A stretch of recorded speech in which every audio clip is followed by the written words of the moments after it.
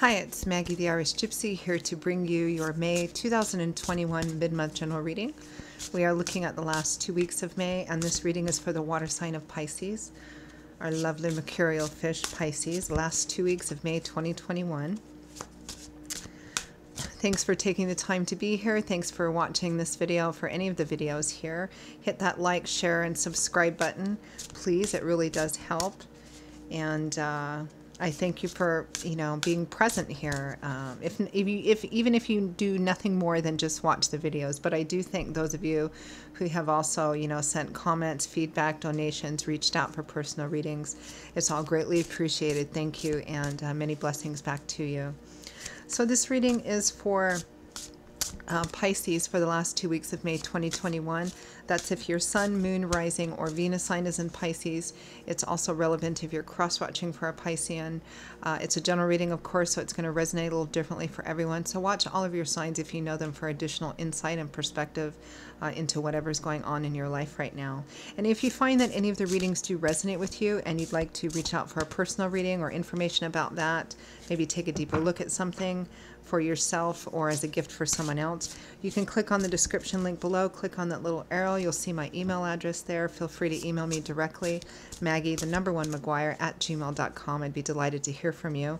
I can usually respond within the same day with more information. I offer a wide variety of readings, and I do readings full time, so I'm pretty diligent about scheduling as quickly as possible. So message me if you'd like. I'd be happy to hear from you. Okay, Pisces, let's see what's in store for you for the last 2 weeks of May. I'm using the Tarot of Dreams, clarifying with Legacy of the Divine Tarot. Pisces. Okay, Pisces, we begin with the Queen of Cups. Cancer, Pisces, Scorpio, Sun, Moon, Rising, or Venus. Might be you. It might be another person relevant here. With the Ten of Wands, ooh, somebody's feeling at the end of their rope, a bit overwhelmed. Something coming to an end, perhaps. The Two of Cups, soulmate, kindred spirits, best friends.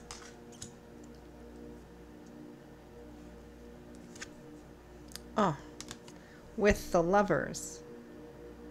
Soulmate, kindred spirits, perhaps a bit of a twin flame. Definitely a karmic connection. You've got the Two of Cups with the Lovers. It's a strong divine karmic connection here.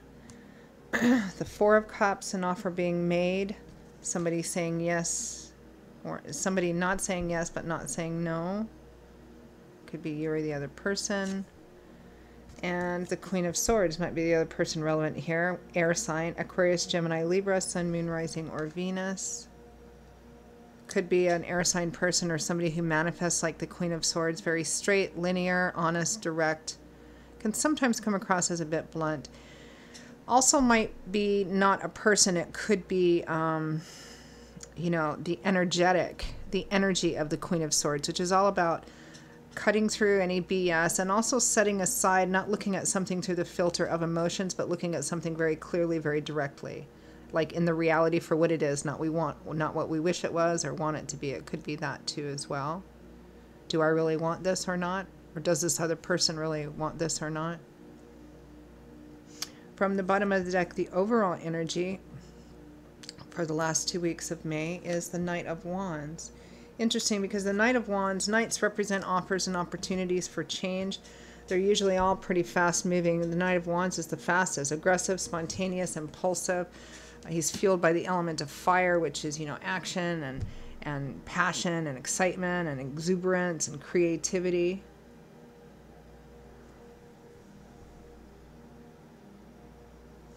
Let's clarify. Clarify the Knight of Wands. Because it doesn't feel like you're taking action here. Maybe you're thinking about it. Clarify that Knight of Wands.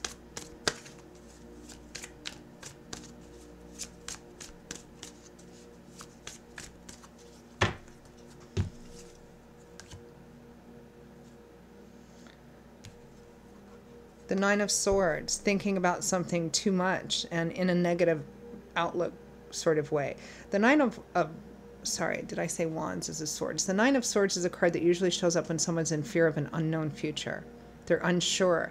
And so they're trying to like write the script for it. They're trying to see what's going to happen. And it's almost always like in the negative, right? To the point that you get it so built up in your head so that it's so big or bad or horrible in your head that it doesn't actually reflect the outcome, the real outcome, or the external reality of the situation. It's obsessively and negatively focusing on something, that something's going to turn out to be bad or the worst possible outcome, when in fact you don't even really know, right? It's too much. The Three of Swords, heartbreak, heartache, breakup. I think you're worried about actually taking action. If you've already taken action in this situation, was it the right thing to do? Am I going to get my heart broken because of this? Am I going to be disappointed? If you haven't taken action yet, you want to, but you're also thinking, but if I do this and this happens, then my heart's going to be broken. The Two of Cups, the Lovers following the Two of Cups with the Two of Cups. I mean, the Two of Cups is essentially a best friend card. Sometimes it can represent best friends that turn into something more romantic. And over the Lovers, it could represent for some of you that this is a relationship you have with somebody that you feel you guys are just the same, or you really connect well together. You're wanting, and maybe you have been wanting for some time, this to be that Two of Cups to turn more into this Lovers, but you're afraid to act because you're afraid, you know, that you'll get refused or that your heart will get broken.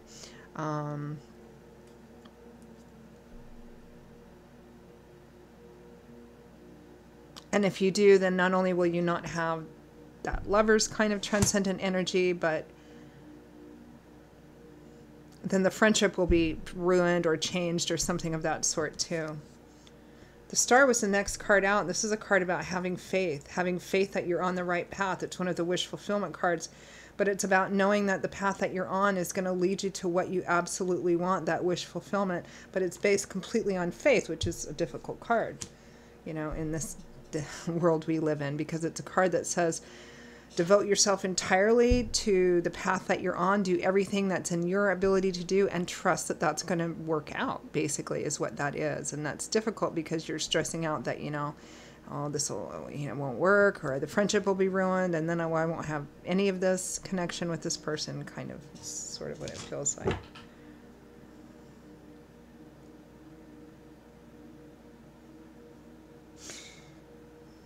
It's interesting because I'm looking at this Queen of Cups, which for many of you may be you, Cancer, Pisces, Scorpio, but I also feel like it for some of you is representative of the other person that you're best friends with, right? Because we have that Queen of Cups with, let me hold these up, the Queen of Cups. Next to that Queen of Cups is the Two of Cups, that best friends, kindred spirit, and then the Four of Cups. Someone who's considering an offer, not saying yes, not saying no. And then underneath we have the Ten of Wands, which is somebody wanting this to end, feeling like it's something that they've been carrying. Maybe you've been carrying this in secret. You haven't expressed these other feelings to this person, and you're like, I'm at the, I mean, you've got the Ten of Wands and the Knight of Wands, you know. I can't hold this inside. I can't carry this anymore. I want to act, but yet at the same time I feel kind of held back because I'm afraid. Right? And I'm trying to be logical and practical here with the energy of the Queen of Swords, you know. Clarify the Ten of Wands.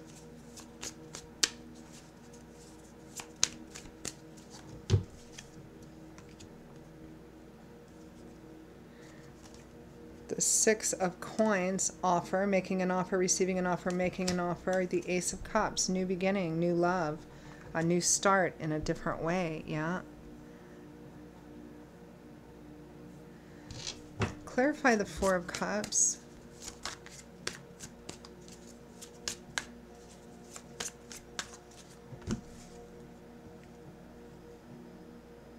The King of Cups, so there's a couple here, King and Queen of Cups. And the Queen of Cups is on one side, the King of Cups is on the other, the Two of Cups is in the middle. Yeah. The Four of Swords, taking a step back, also can be a card that represents feeling tired, exhausted, and taking a step back to rest, recuperate, get some insight. The Queen of Swords, again, I feel like Pisces, hang on a sec, let me clarify that original Queen of Swords.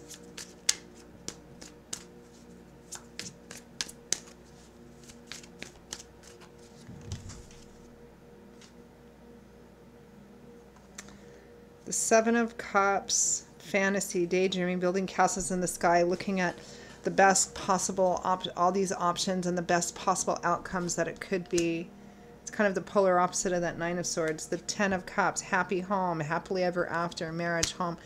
You know what? I feel like Pisces is in this relationship. I mean, one could look at it from the scope of work or professional, but I mean, with the Two of Cups and the Lovers, it's difficult too, and all these cup cards. Relationship.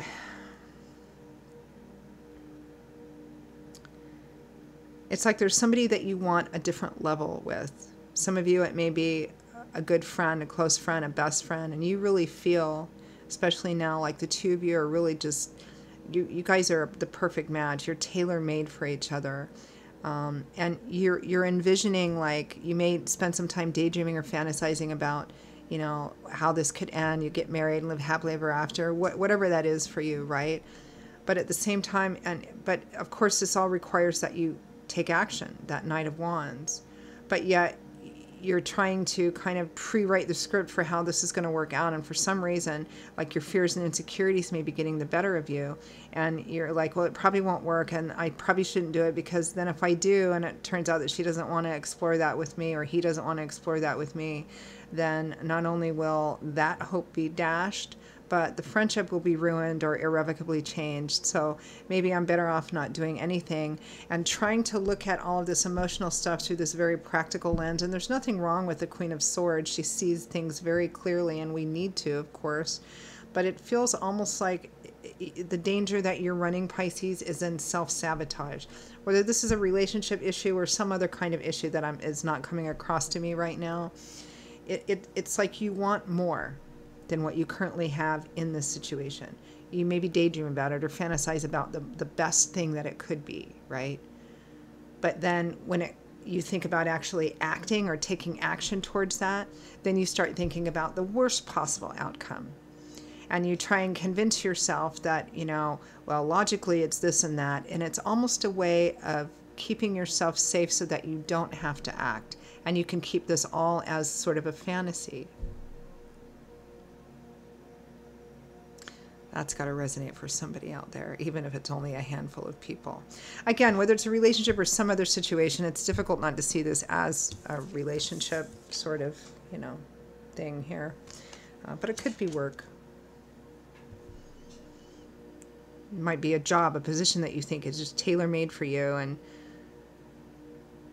no, I'm sticking with the relationship. I just can't get that. So that's kind of what I'm seeing. So let's pull...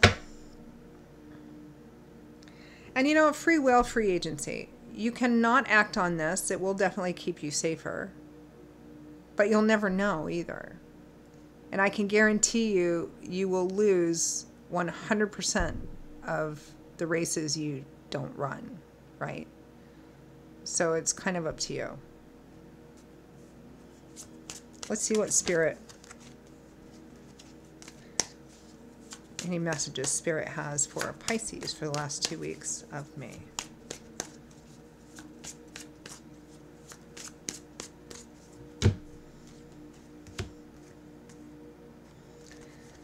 The Chariot. Keep pushing for it. The Chariot is a card that represents winning simply because you refuse to give up. Think about, this is always my analogy for the Chariot card. Think about the Roman medieval chariot races. There's no tie. There was only one winner. There could only be one winner. There can only be one, right? And at the end of it, and it was a pretty brutal race, right? And at the end of it, everybody else was kind of dead or bleeding or maimed or something on the sand, right? This is a card that represents you might get run over 9 times, but it's that 10th time that you get up and you stagger on that you win. It's perseverance, determination, ambition. It's never losing sight of your goal. It's winning because you simply refuse to give up. And right behind that is the Lovers. Again, we have the Lovers twice. So, I mean, free will, right? It's not like the Tower card is going to happen. Something horrible is going to happen. Well, the Tower card doesn't always represent horrible things. It's meant to be things, right?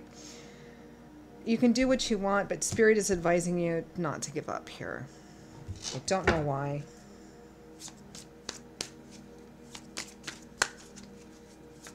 The Star is also a card of faith. spirituality, knowing that you're on the right path. Even when you have doubts, it's about trusting and doing everything that you can do because you feel divinely guided to. Oh, here's the High Priestess. Justice. And the Six of Wands, which is victory. Because this is one of those where it feels like, you know, your guardian angel would be saying, look, I can see this all, and you can't see all of this. You can't see how this is playing out. I can. And I can't tell you everything that's going to play out, because then what would be the point? There's no learning or growth or evolution there, right? But you need to stay on the path that you're on. You need to not give up. You need to keep pushing forward. I'm going to leave it at that because that's the message. Those are your messages, Pisces, for the last 2 weeks of May. I hope they're helpful for you. And I will see you all again in 2 weeks for the June general readings.